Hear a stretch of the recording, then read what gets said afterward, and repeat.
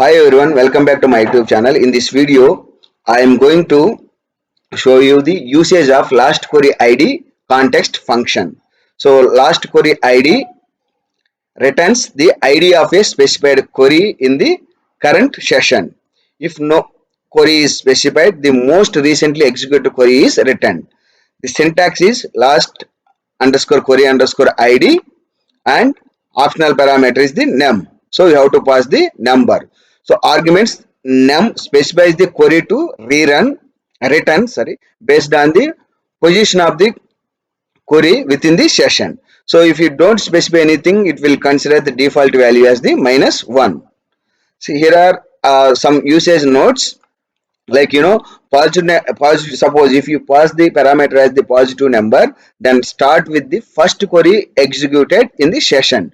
For example, suppose if you executed more than one query from your session, suppose if you use the last underscore query underscore id 1 returns the first query which you have executed from this session, same session, wherever.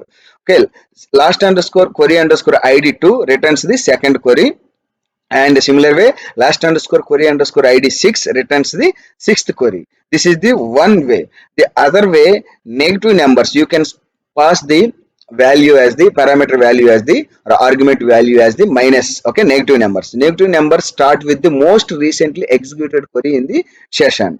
That means suppose last underscore query underscore id -1 returns the most recently executed query equivalent to last query id without passing any argument. Okay, so this is the, and last query underscore id -2 returns the second most recently executed query.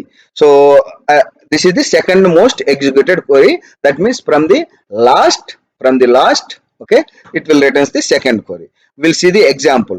For example, we'll see here, returns the, as I said, that how we are going to use select last underscore query underscore id and select last underscore query underscore id, like that you can use. Now let me open the new session for this one. So this is the new session.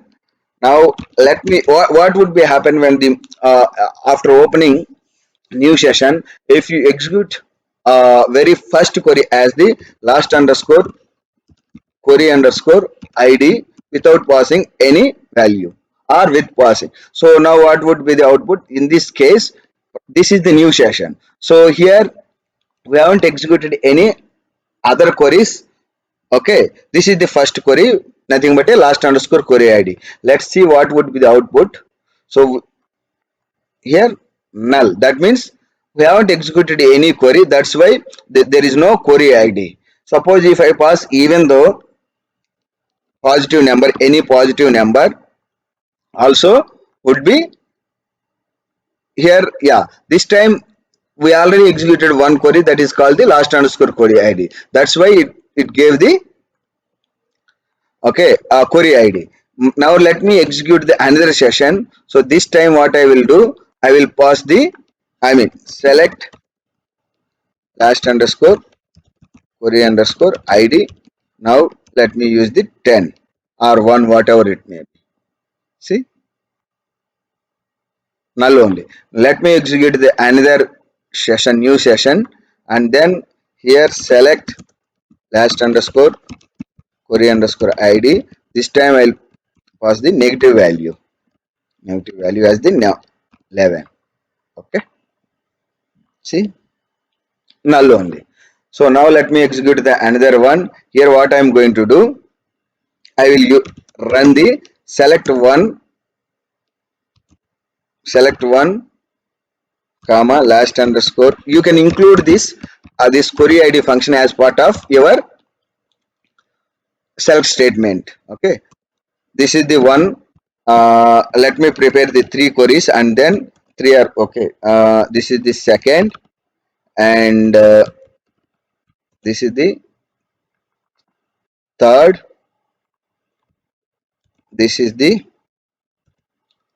fourth, this is the fifth. 5 queries, I am preferring the 5. Okay, so yeah, now let me execute all, okay, one by one executed output would be like this only. Okay, 2 and third one executed and fourth one executed and fifth one executed. So these are the queries I executed as part of this session. Now I will I will run the last underscore query underscore id without any output. Then what would be the, so most recently executed this one. If you run this one, okay, the output would be like this. Okay, this is the query id. Now what I will use, let me use the query id as uh, number one. So number one, if I use the number one query id, then this query id would be for this statement. How you are going to cross verify? Just go to the history,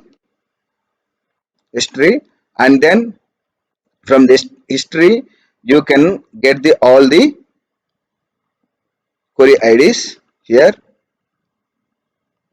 So for the first one, this is the query. What is the, click on this one. From the query id you can copy the query id here from this one. This is the last query id one statement. So let me go to again from the sheets, then let me paste over here. See, both are same only. Okay, this is the how you are going to use the last query id. So this last query id would be useful when you are going to, clone the particular table based on the particular query id, so that you can get the query id by using the last underscore query id from the runtime. Or if you don't want to use that last query id, then you can use the history. From that load history you will get all the, you know uh, query ids which have been executed from the different sessions. That's all from about last query id. Thank you for watching video.